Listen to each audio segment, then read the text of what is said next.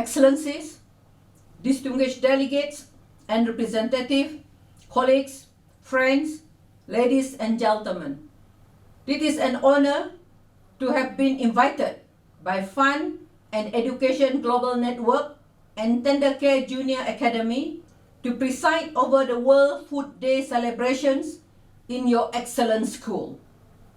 UN Habitat's vision of a better quality of life for all in an urbanizing world is bold and ambitious.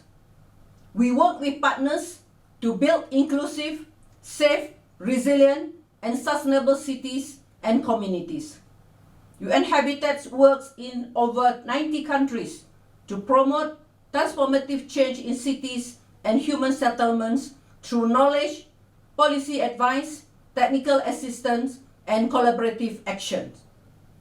In cities and urban areas in East Africa, livelihoods and incomes of populations are seriously affected by the COVID-19 pandemic, particularly for those living in informal settlements.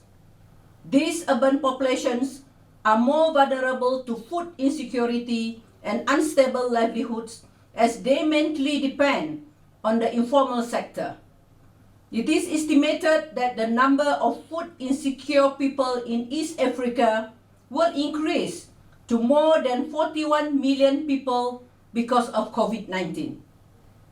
As we celebrate World Food Day, we should recognize that the world's population is growing and the availability of new arable land is shrinking, thus ensuring food and nutrition security is our greatest development challenge and one we must not fail. This lack of food security is of great significance in the Southern Hemisphere, in which the majority of population is considered food insecure.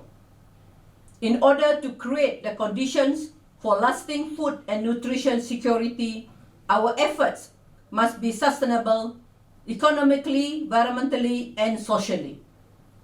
I congratulate His Excellency, President of Republic of Kenya, for having launched the 4K clubs in schools. This is not only going to be utilized for learning, but also for addressing food security in schools and its environment.